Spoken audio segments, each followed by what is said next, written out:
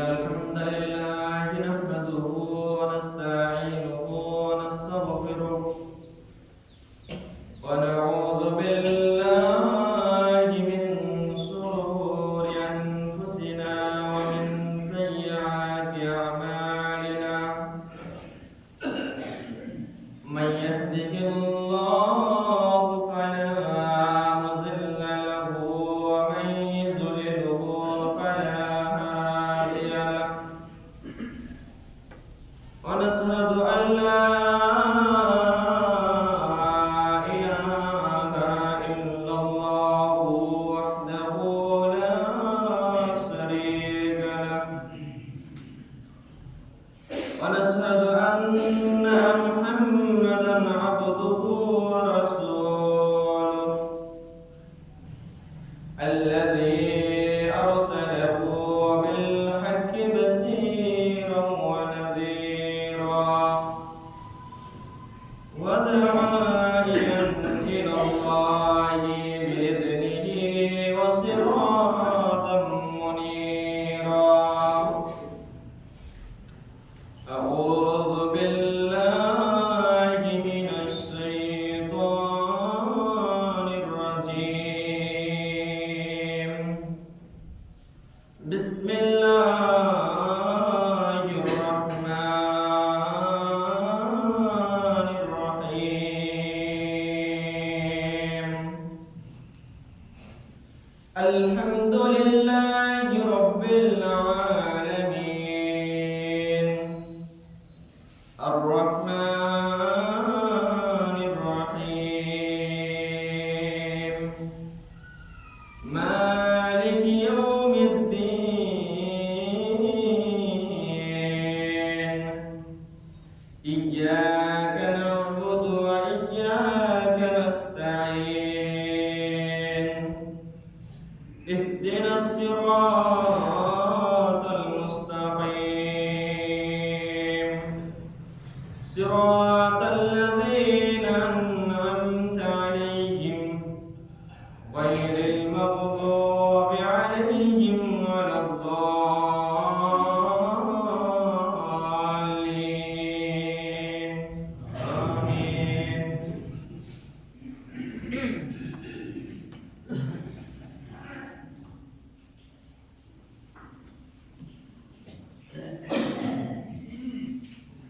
إن الحمد لله وحده والصلاة والسلام على من لا نبي بعد أما بعد فأعوذ بالله من الشيطان الرجيم بسم الله الرحمن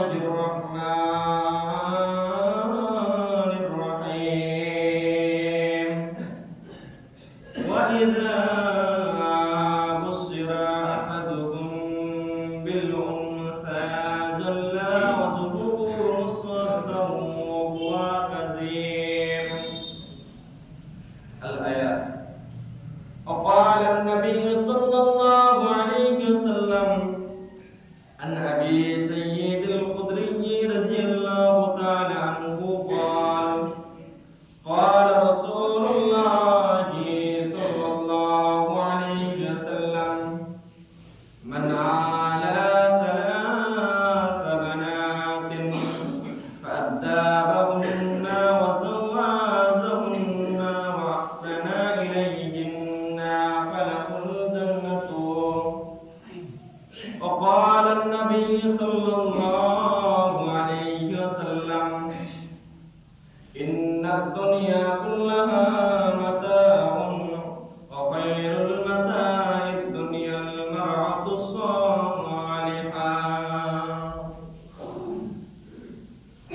যদি কুরআন হাদিস না মানি জীবনে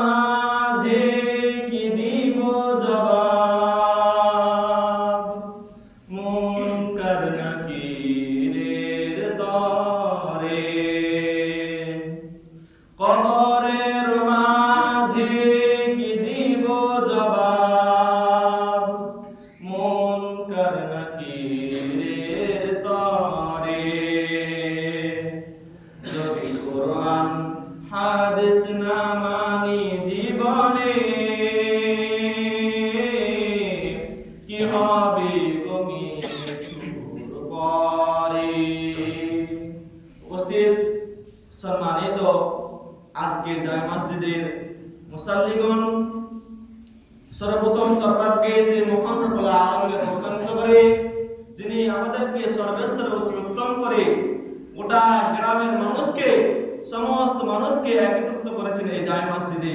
তাই সকলে দিল খুলে, অন্তর খুলে মুহাব্বতের সাথে বলুন আলহামদুলিল্লাহ। তারপরে আমাদের ধর্মের নেতা মা আমিনাল্লাহ নুরুদ্দৌলা তাজদার মাদানী মুহাম্মদ মুস্তাফা রাখালের বন্ধু আদমের বন্ধু জনাব মুহাম্মদ রাসূলুল্লাহ সাল্লাল্লাহু আলাইহি ওয়াসাল্লাম।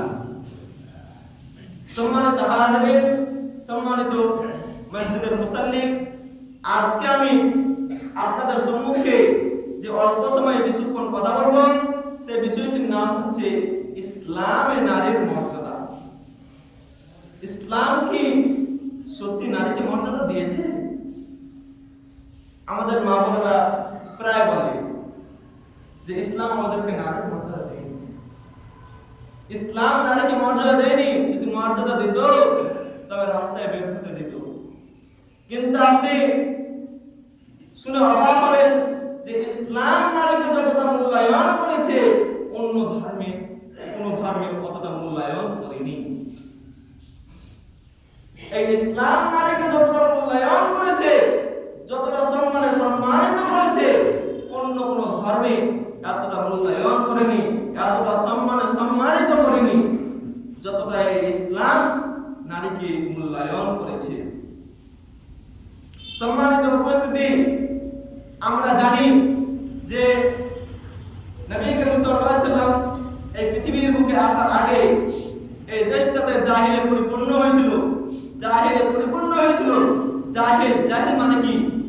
জাহিল যার জ্ঞান নেই, যার হিদায়াত জ্ঞান নেই, অজ্ঞতা, যে পড়াশোনা জানে না।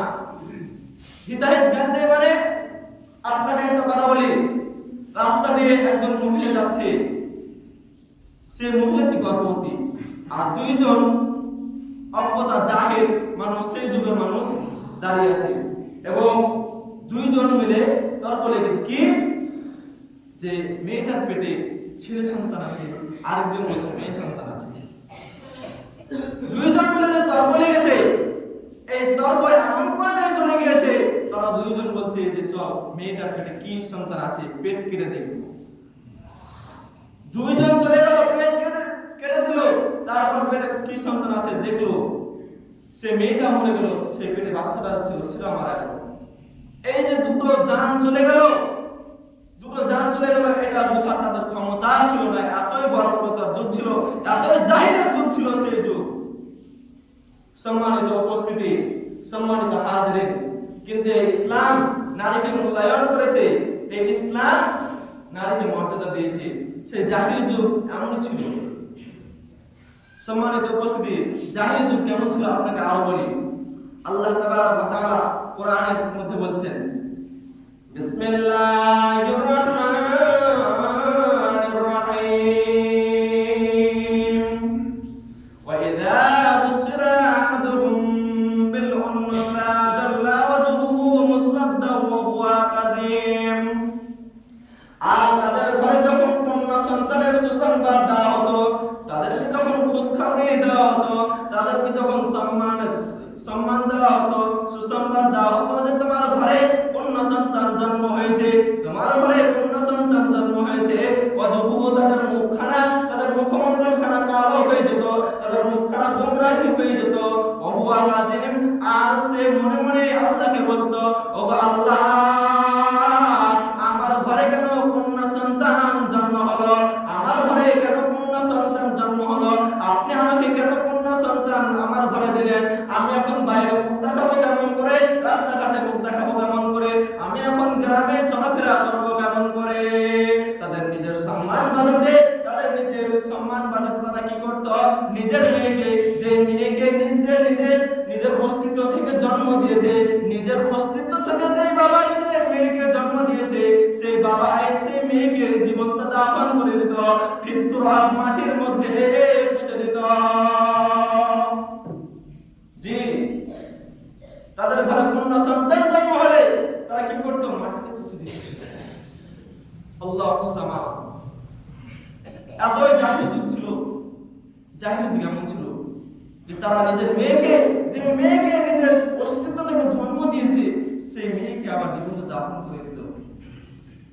সম্মানিত হাজিরিন, সম্মানিত উপস্থিতি, কিন্তু ইসলাম চলে এলো, নবী চলে এলো। নবী আমার বলছেন আল ওয়াইদাতু ওয়াল মাউদাতু ফিন্নার, আল ওয়াইদাতু ওয়াল মাউদাতু ফিন্নার, যাকে জীবন্ত দাফন করা হয়েছে এবং যে দাফন করেছে, যাকে জীবন্ত দাফন করা হয়েছে এবং যে দাফন করেছে, ফিন্নার, উভয়েই জাহান্নামী। জি, নবী আমার বলে দিলেন যে উভয়েই জাহান্নামী। সম্মানিত উপস্থিতি, সম্মানিত হাজিরিন, শুধু তাই নয়, ওমর রাদিয়াল্লাহু তাআলা আনহু হতে বর্ণিত কায়েস বিন আসিম আল্লাহর নবীর একজন সাহাবা, কায়েস বিন আসিম আল্লাহর নবীর একজন সাহাবা, কায়েস বিন আসিম আল্লাহর নবীকে এসে বলছে, ও আল্লাহর নবী, আমি যখন জাহিলি যুগে ছিলাম, তখন আমি আমার এক নয়, দুই নয়, তিন নয়, চার নয়, 8-8খানা মেয়েকে আমি জীবন্ত দাফন করে দিয়েছি। ও আল্লাহর নবী, এখন আমার করণীয় কি? সন্তান হত্যা করা গুনাহের কাজ, সন্তান হত্যা করা কাবিরা গুনাহ। আমি যে এত বড় পাপ করেছি, 8-8খানা মেয়েকে আমি জীবন্ত দাফন করে দিয়েছি। ও আল্লাহর নবী, এখন আমার করণীয় কি? নবী আমার বলছে, কায়েস বিন আসিম রে, প্রত্যেকটি মেয়ের বিনিময়ে একটি করে গোলাম আজাদ করে দাও। তৎক্ষণাৎ কায়েস বিন আসিম আল্লাহর নবীকে বলছে, ও আল্লাহর নবী, আমার কাছে তো গোলাম নেই, আমি তো গোলামের মালিক নই, আমার কাছে তো গোলাম নেই, তবে আমার কাছে উট আছে, আমার কাছে সহস্র উট আছে, আমার কাছে বল ভর্তি উট আছে, আমার কাছে বল ভর্তি উট আছে। আল্লাহর নবী কায়েস বিন আসিমকে বলছে, কায়েস বিন আসিম রে, তুমি প্রত্যেকটি মেয়ের বিনিময়ে একটি করে উট আল্লাহর নামে কুরবানি করে দাও। জি, এমন ছিল জাহিলি যুগ। জাহিলি যুগ এমন ছিল, নবী আসার আগে আপনারা কিতাবপত্র পড়েন, এখন বিভিন্ন রকম বই বের হয়েছে বাংলাতে, সেগুলো পড়বেন, আপনারা জানতে পারবেন জাহিলি যুগ কেমন ছিল। খুব মারাত্মক যুগ ছিল, নিজের মেয়েকে জীবন্ত দাফন করে দিত। কিন্তু ইসলাম চলে এলো, সেই যুগ কোথায় চলে গেল? আমরা কি আমাদের মেয়েকে জীবন্ত দাফন করছি? করি না, কিন্তু আমরা অন্য মাধ্যমে আমাদের মেয়েকে জীবন্ত দাফন করছি। কেমন করে? আপনাকে আমি একটা ইশারা দিয়ে দেই, সেই মতো আপনি আপনার মেয়েকে জীবন্ত দাফন করেন না মাঠের মধ্যে, কিন্তু আপনি ডাক্তারের মাধ্যমে আপনি কি করছেন? সন্তানকে নষ্ট করে দিচ্ছেন। ডাক্তারের মাধ্যমে আপনি সন্তানকে নষ্ট করে দিচ্ছেন, আপনিও অপরাধী। সেই সন্তানকে আমাদের দেখেন আল্লাহর দরবারে আপনার নামে নালিশ করবে। জি, আমরা কি করি? মেয়ে হচ্ছে সেই জন্য আমাদেরও মন খারাপ। জাহিলি যুগে জি, তাদের ঘরে যেমন মেয়ে মানুষ জন্ম নিলে তাদের মুখখানা ব্যথা হয়ে যেত, তাদের মনটা খারাপ হয়ে যেত, সেরকম আমাদের ভাইকে হয় না বলুন? জি, আপনার মনটা খারাপ হয় যে আমার ঘরে কেন আমার ঘরে ছেলে সন্তান জন্ম হতো, আয় রোজগার হতো, বড় আল্লাহর কাছে তওবা করেন। মেয়ে সন্তান হয়েছে তো কি হয়েছে? মেয়ে সন্তান হয়েছে তো কি হয়েছে? মেয়ে সন্তান হলে আপনাকে জান্নাতে নিয়ে যাবে। ইসলাম নারীকে মর্যাদা দিয়েছে। কেমন মর্যাদা দিয়েছে? আপনার হাদিসের মাধ্যমে আপনাকে বলি।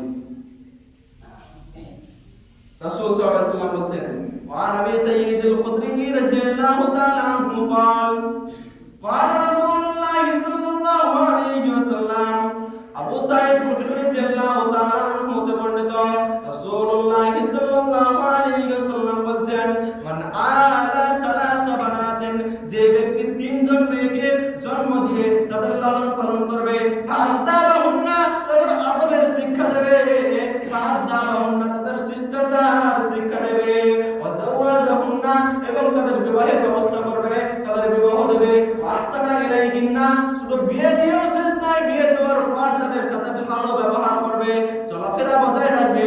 আল্লাহ নবী বলছেন,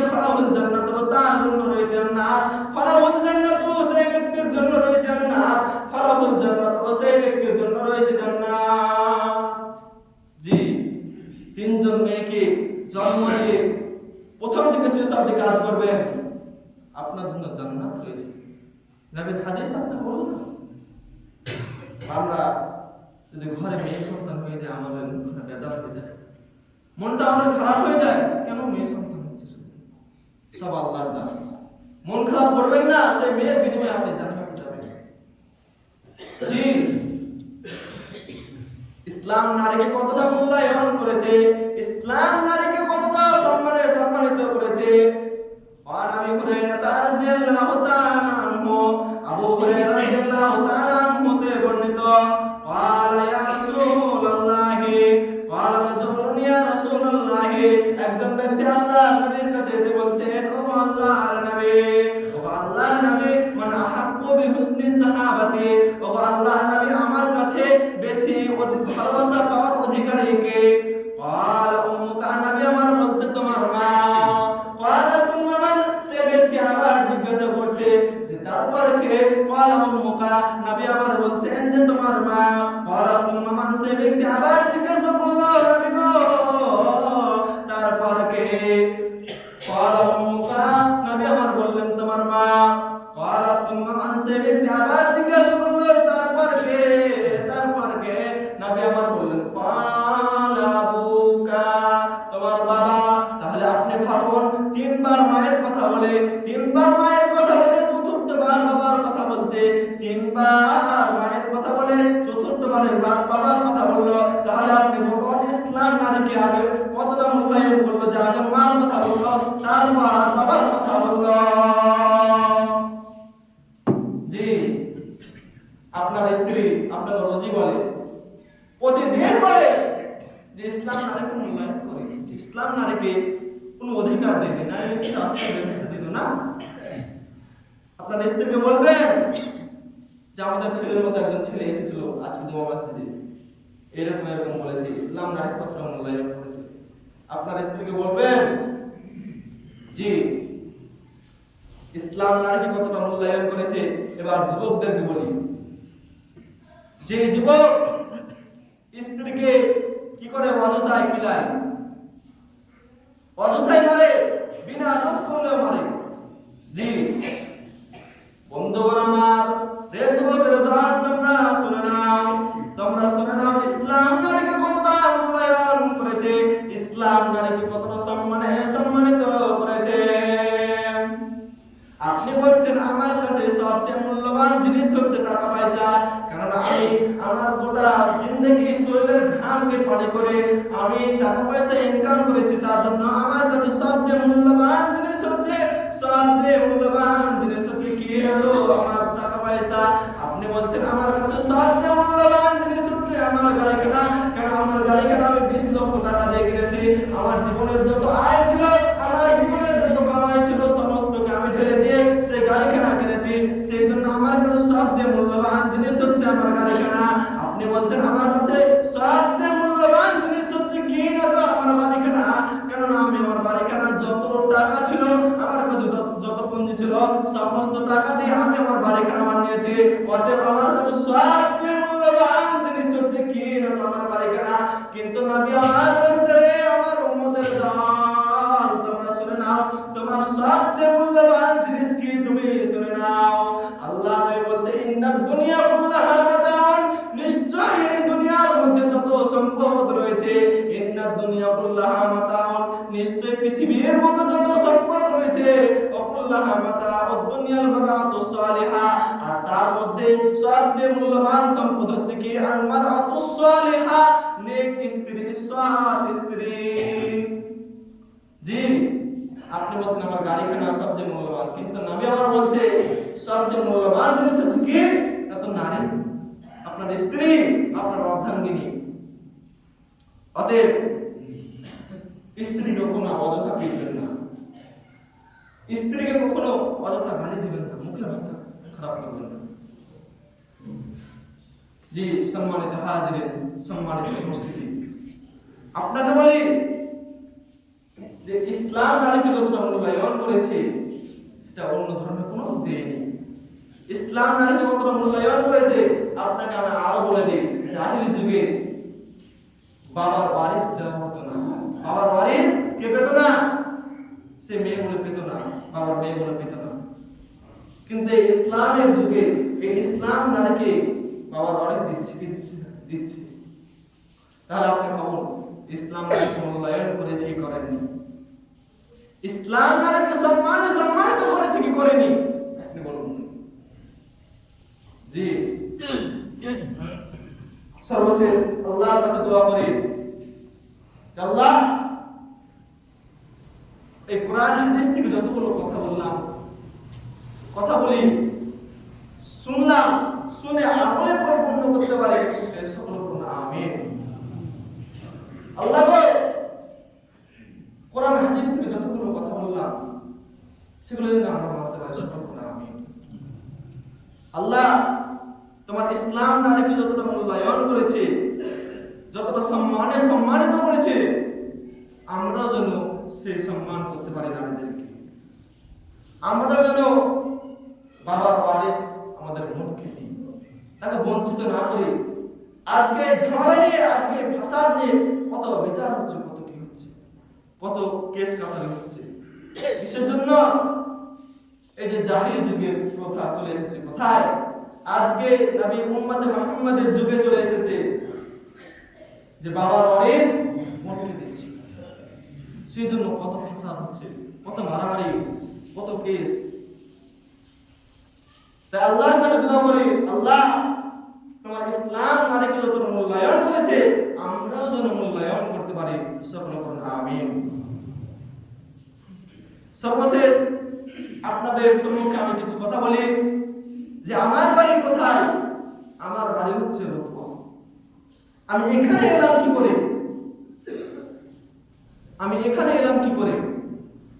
আপনাকে বলি, আপনি যে গাছ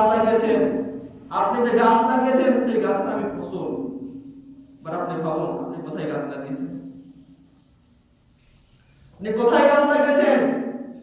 আপনি খানপুরের মাটিতে, খানপুর জামে মানবাউল আল ইসলামী মাদ্রাসা। সেই গাছের ফসল আপনারা কি করেছেন? সেই ফুলের বাগানে গাছ লাগিয়েছেন, গাছ ফল দিয়েছে, সেই ফল আপনাদের সম্মুখে এসে কিছু দিয়েছে। সেই ফল আপনাদের সম্মুখে এসে কিছু কথা বলছে। আমি রোদ্র থেকে এসেছি তো কি হয়েছে? আমার বাড়ির তো হতে পারে, কিন্তু আমি আপনাদের গাছের ফসল। আপনারা যে গাছ লাগিয়েছেন সেই গাছের ফসল হচ্ছে আমি। সম্মানিত উপস্থিতি, সম্মানিত হাজির, আপনাদের সম্মুখে এই যে কিছুদিন পরে 13 নভেম্বর জালসা আসছে। কোথায়? আপনাদের ফুলের বাগানে জালসা। বছরে একবার জালসা হয়। আপনারা মন খুলে দান করবেন, যেটা টাকা নির্ধারিত করা হয়েছে, সেই টাকা দিবেন, তার সঙ্গে আপনি বাড়িয়ে দিবেন। কেন? নবী আমার বলে গেছে সাদকা পাপকে মিটিয়ে দেয়। সাদকা আপনি দান করবেন, সেটা পাপকে মিটিয়ে দেয়। আপনি বলছেন গত বছর দেব, পরের বছর দেব, জি না, এই ভুল করিয়েন না। আজকে আপনার হায়াত আছে, কালকে আপনি থাকবে না, এই গ্যারান্টিটা আপনি দিতে পারেন? আপনি যে বলছেন আমি গত বছর দান করব, আপনার এই হায়াতখানা যদি ছিনিয়ে নেয়, তবে আপনি কোথায় দান করবেন? আপনি খালি হাতে চলে যেতে হবে, দুনিয়া ছেড়ে খালি হাতে চলে যেতে হবে। অতএব এই ভুল করবেন না, মন প্রাণ খুলে আপনাদের ফুলের বাগানে দান করবেন। আপনাদের ফুলের বাগানে আপনারা গাছ লাগিয়েছেন, আপনাদের শিক্ষক শিক্ষিকা আছে, মাদ্রাসা এবং মহিলা মাদ্রাসা মিলিয়ে 30-35 প্রায় শিক্ষক শিক্ষিকা মিলিয়ে এতগুলি শিক্ষক শিক্ষিকার বেতন দিতে হয়। কি করে? আপনারাই পানি ঢালছেন গাছে, আপনারাই গাছে পানি ঢালছেন, সেই পানি থেকে গাছ হচ্ছে, আর সেই গাছের ফসল এসে আপনাদের সম্মুখে কিছু কথা বলছে। অতএব এই গাছ যেন মরে না যায়, কিয়ামত অবধি যেন এই গাছ আপনারা টিকিয়ে রাখতে পারেন। এই গাছের সাদকায়ে জারিয়া হিসাবে আপনারা কবরে চলে গেলেও এই গাছের আপনারা কি করবেন? আপনারা সাদকায়ে জারিয়া নেকি পেতে থাকবেন, বন্ধ হবে না। অতএব এই ভুল কেউ করবেন না যে আমি পরের বছর দেব, তার পরের বছর দেব। আপনি এই বছরই মন খুলে, অন্তর খুলে আপনি দান করুন। হতে পারে আপনার দান করলেন, দান করার পরে আপনি মৃত্যু হয়ে গেলেন। আপনি দান করলেন না, আপনার মৃত্যু হয়ে গেল, আপনি খালি হাতে চলে গেলেন, কি লাভ? সর্বশেষ আল্লাহর কাছে দোয়া করি, আল্লাহ এই গ্রামের মানুষ যে ফুলের বাগান লাগিয়ে রেখেছে, এই ফুলের বাগান যেন কিয়ামত অবধি টিকিয়ে রাখে, সকল আল্লাহ গো, তোমার ফুলের বাগানে যেন সবাই দিল খুলে, অন্তর খুলে, প্রাণ খুলে দান করতে পারে, সকল আমিন। এখান থেকে আমার বক্তব্যটি শেষ করলাম। আমার আলাইনা ইল্লাল বালাগ ওয়া আলাইকুম হিসাব। আউযু বিল্লাহি মিনাশ শাইতানির রাজীম। বিসমিল্লাহির রাহমানির রহিম। কুল হুয়াল্লাহু আহাদ, আল্লাহুস সামাদ, লাম ইয়ালিদ ওয়া লাম ইউলাদ ওয়া লাম ইয়াকুল লাহু কুফুয়ান আহাদ। اللهم صل على محمد وعلى آل محمد كما صليت على إبراهيم وعلى آل إبراهيم إنك حميد مجيد. اللهم بارك على محمد وعلى آل محمد كما باركت على إبراهيم وعلى آل إبراهيم إنك حميد مجيد. سبحان ربك رب العزة عما يصفون وسلام على المرسلين والحمد لله رب العالمين.